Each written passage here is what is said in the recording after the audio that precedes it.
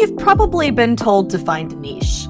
You've probably downloaded 5 freebies trying to figure out what the heck your niche is. The truth, niches don't buy, people do. Hello everyone and welcome to the Lady Icon Life podcast. I'm Coco. In this episode, I'll help you identify your $1 million client so you can stop spinning your wheels and start speaking directly to the women ready to pay you.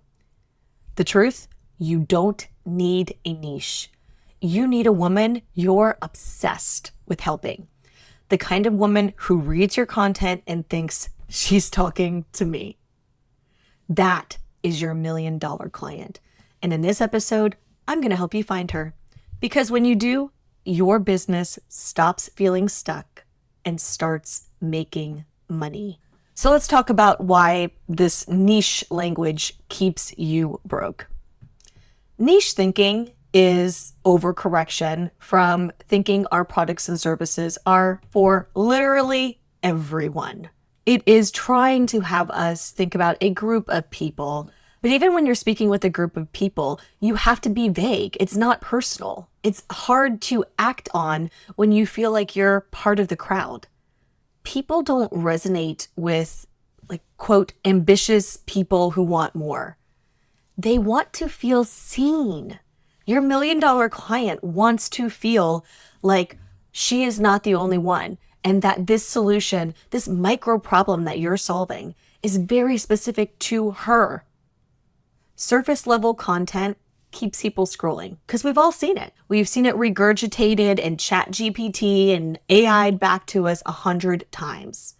It is scrolling culture, not converting culture. So what we need to do is stop thinking about this niche, this group, and we need to think about the person. Bring some of that humanity back into our business culture and our business verbiage, because it is so imperative that we remember only people buy our products and services. We're creating things for people to improve, to make something easier, faster, better, smarter. That is what we are striving to do for everyone.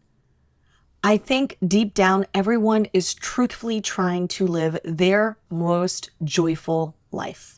We are trying to help them get there. It may sound a bit altruistic, and obviously people are making profit from doing this, so it's not completely devoid of any different motives. That is the exchange that helps you build the life that you want, while helping your ideal $1 million client do the same thing.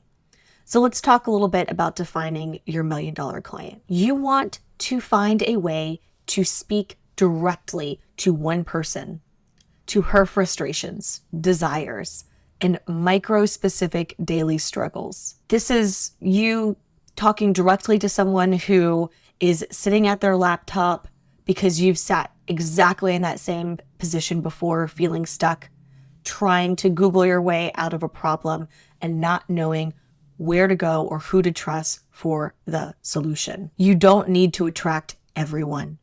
You need to attract her, the woman who's stuck in that planning loop, but she is ready to move as soon as she feels safe and seen. So we need to stop thinking about this group of people, this 35 to 45 woman, married, kid. We need to stop thinking about this huge range of people and start thinking about our person so that we can talk to her, so that we can have a conversation that speaks to her at her micro problem level. So let's talk about the messaging that speaks to her and not at her. This is where most women stall. They write content that speaks at people, not to them. It sounds polished, but it doesn't pierce. It doesn't make you feel seen. It doesn't make you react saying, yes, that is me. A lot of times we get stuck in this cycle of trying to sound professional, but no one is engaging. And it's probably because your messaging is too vague. Let me show you a little bit about what I mean. So let's do some examples here of vague messaging versus emotionally precise messaging. And yes, I am using the word emotionally. I think So often for women, that word has been demonized and turned into a pejorative connotation for the antithesis of what a professional woman should be. But I am going to challenge that. I'll show you how. So the cold, vague version of this messaging would be something like helping women start their business with confidence, right? For Lady Icon Life, that would be a very vague, cold generalization. The emotionally precise messaging, my $1 million messaging for one woman would go like this. Helping the woman who's still Googling how to start an LLC at 2 a.m. feel like a CEO before she ever quits her job. It is a huge difference because I am talking about a specific instance, someone not knowing how to start an LLC. I'm talking about an experience that she's probably had or something very close to it, which is being up, Googling, trying to figure this out. And the feeling that she wants, that feeling that she is the CEO of her life and her business. Let's go through a few more. The vague messaging would be something like, you're meant for more. The emotionally precise version of this would be, you've been in that 9-to-5 for years, secretly knowing that you're built for more, but scared to launch and do it wrong.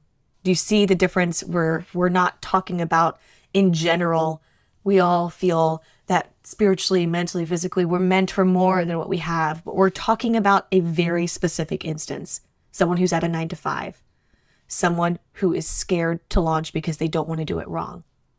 I know I've had that feeling. And I think this particular person that I'm speaking to has had it too. Another vague example, build a brand that attracts. An emotionally precise example, let's get your business legit. Paperwork filed, domain claimed, and message so clear that your ideal client will say, I'm in, before you even start your pitch. We can speak at an emotional level without losing our power. It actually builds it. It gives us more credibility. It makes it penetrate deeper than being general and vague. One sounds like a tagline. The other sounds like your inner monologue, your personal stream of consciousness. And that is your goal, to make her feel like you are reading her mind. If your content could apply to anyone, it's not strong enough. But if she reads it and thinks, wait, how does she know that? You've nailed it. So let's talk about why this matters, this distinction, how this fits into profit and positioning. When you speak directly to one woman, your content becomes magnetic. You build trust faster, convert sooner, and create offers that sell themselves. Your job isn't to convince her. It's to connect with her. That is what sells.